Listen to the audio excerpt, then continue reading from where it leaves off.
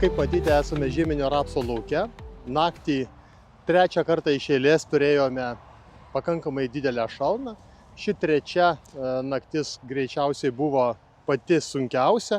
Ir matyti iš rapso, kad reiškia visos pridėtinės šakutės ir pagrindinis žiedynas, jie dar yra pasvyrę, palinkę, bet šis laukas dar nėra patyręs taip daug ir aktyviai to šalnos palyginti su kitais. Ir tik ką mes matome, kad nemažai visgi atsiveriančių žaizdų dėl intensyvaus augimo ir stiebo plyšimo. Tai žiūrint į praktiškai kiekvienas augalas turi daugiau, mažiau, bet plyšimą. Ir šiuo metu dar daug kas nespėjo atlikti purškimo prieš žydint, bet augalas praėjus šalnoms, jis jau praktiškai visur pradės žydėti. Tad siūlytumėm dar palaukti tada pirmų žiedlapėlių kritimo ir atlikti fungicidinį purškimą, kuris kartu pagelbės ir tiems visiems plyšimams, trūkimams, kurie atsirado dėl intensyvaus augalo augimo ir stiebų plyšimo esant kartu šalnoms.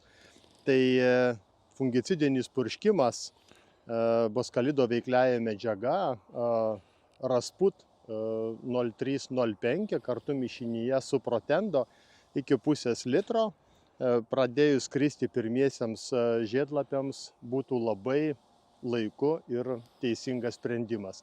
Ta atlikti, sakyčiau, būtina, nes rapsų užsikrėtimo vieta ir jeigu pasirodys daugiau drėgmės, tai apatinė dalis, kur yra tiesioginis trūkimas ir patogenų galimas papuolimas į augalo vidų, būtų greitas pažeidimas ir taip rapsas stipriai nukentėtų.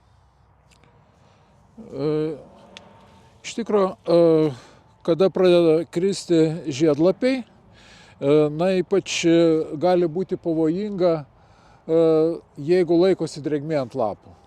Tada pažastyse užsilaiko žiedlapiai ir tai yra pirminis šaltinis pradėti plisti sklerotinijai. Kitas momentas, kadangi jau čia mes pastebim praktiškai ant kiekvieno stiebo įtrūkimą, tai kartu tokios sąlygos palankios ir pilkajam puviniui, botryčiui, pažeisti stiebus. Tai purškimas ir nuo sklerotinijos, ir nuo botryčio duotų gerą apsaugą tokiem augalam. Ir atlikus tuos purškimus jau reikėtų tada rapsą palikti ramybėje iki žydėjimo pabaigos, kur pabaigai reikėtų tada pakartoti purškimą prieš alternariją arba tiesiog sisteminį insekticidą nuo ankštarinio gumbavodžio arba ankštarinio paslėpto straublio. Tai irgi tas momentas, kurį tikrai reikės atlikti, bet čia jau tik aišku su žydėjimo pabaiga.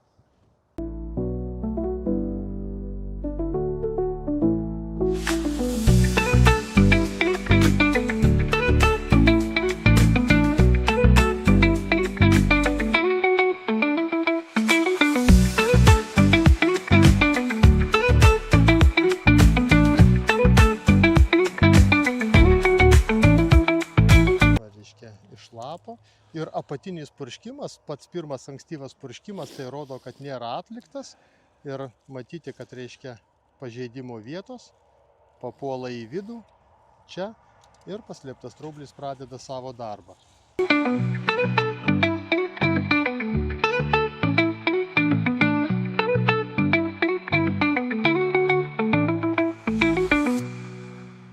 Šiame lauke mes buvom čia prieš 11 dienų. Ir kadangi tai yra celiuoti kviečiai, mes pastebėjom pirmasias dryžligės dėmes ant apatinių lapų ir buvo pati pradžia praktiškai, tik tai pirmosios dėmelės pastebėtos. Dabar, sakykime, čia buvo ir žemos temperatūros, ir tikrai nebuvo ir drėgmės, bet kaip atrodo šitie patys kviečiai po 11 dienų, kaip tai gali iš tikrųjų liga, tiesiog labai greitai plisti ir apimti netgi viršutinius lapus, kuriuos mes dabar matome čia. Tai vis dėlto rodo pasekmę suvėluoto fungicidų panaudojimo. Ir dabar, aišku, yra šitame lauke jau panaudoti tie fungicidai, bet tai yra aiškiai pavėluotai. Nes kada dryžligę paleidi, kviečių dryžligę paleidi į viršų, ją sustabdyti yra tikrai sunku. Žodžiu, tikrai tame lauke jau iš karto užprogramuotos yra problemos ir aišku derliaus nuostoliai. Žinoma, tie ligos pradai, kurie buvo jau matyti iš ankstyvo pavasario, augalui neleido pabaigti ir krūmijimosi, jis tiesiog streso būsenoje visą laiką vykdė intensyvų augimą, ką mes ir matome, kad pasikrūmyti jis tikrai galėjo, bet kadangi buvo visiškas užsikrėtimas nuo apačios, augalui tiesiog iš streso jokių kitų pasirinkimų, jis tiesiog bėgo į viršų ir kartu, aišku, iš apačios patogenai taip pat kilo į viršų, nes tiek, kad net ant viršutinių lapelių, ant pačio viršaus jau galėtų matyti pabėgimus, dar nesame matę ir ypatingai tuose laukuose, kur padarėme ankstyvą purškimą. Tai jis labai pasiteisino ir Abrano 0,6 litro į hektarą kartu su pačiu pirmu purškimu, kur buvo įdėti mitybiniai produktai, kartu augimo reguliatorius ir Abranas, matome, kad tie laukai pasiteisino su ankstyvu purškimu. Jau visai kitame lauke akivaizdžiai matyti, kad iš pažiūros laukas atrodo puikiai. Jis yra susikrūmijęs, įgavęs gražią, vienodą, tolygią, tamsiai žalią spalvą, nes čia jau jokie patogenai neturėjo jokios įtakos ir netrukdė visam nuo pat pavasario visai augalo vegetacijai, kadangi buvo atliktas ankstyvas purškimas fungicidų, kuris sunaikino pirmus pradus, kurie buvo jau čia šitame lauke net iš rudens.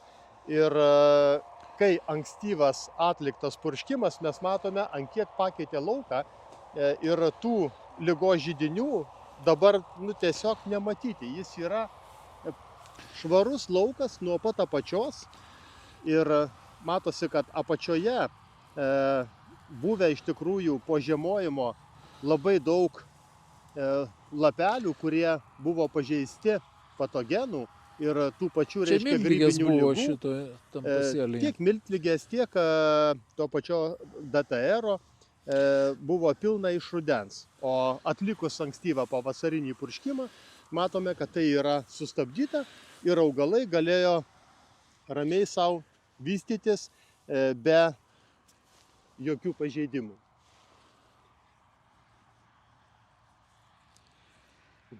Apie kenkėjus, aišku, irgi reikėtų paminėti, nežiūrint, kad žemos temperatūros, bet kviečių pasėlyje vis dėlto lemai jau pradeda savo veikimą ir suaugėliai, tiesiog jau lapai yra pažeidę. Kol kas tai nėra gausiai, nes, daugiausiai žalos padaro lemų lervos. Kol kas tai tik tai pradeda dėti kiaušinėlius lemui, bet jų tikrai yra ir tai yra natūralu, kad į pasėlius jie atskrenda. Ir žiūrint į šitą pasėlį, aišku, reikia dabar atlikti dar purškimą herbicidais, pabaigti praėjus šalnoms. Toliau kitas darbas, kuris yra labai svarbus, trąšų atidavimas, kadangi dabar jau yra šiame lauke antras bambliukas, 32 tarpsnis, kur trąšų atidavimo klausimas yra labai svarbus būtent šiuo metu. Turime pabaigti atiduoti pagrindinį trąšų numatytą atidavimo kiekį ir toliau tik klausimas pasilikti ant vėliavos. Atlikus šiuos darbus, tręšimą ir purškimą herbicidais, aišku, reikia nedelsiant daryti purškimą, kartoti fungicidą kartu su mitybiniu priedu ir, žinoma, iškart pakartoti augimo reguliatorių. Tai manau, kad reikėtų 1 litrą universalo. Universalas tai yra mikroelementų kompleksas, kuris labai kartu dera derinyje su mūsų turima trąša NPK 23-23-23 nuo 1 iki 2 kg, tazerio iki 1 litro, kartu mišinyje su Abranu 0,6 ir, žinoma, pridėti augimo reguliatoriaus Optimus Kalma arba Kalma 0,4 litro į hektarą. Tad šitas purškimukas laukia, ypatingai esant 32 tarpsniui, tai šią savaitėlę sušilus orams jau reikia būtinai padaryti.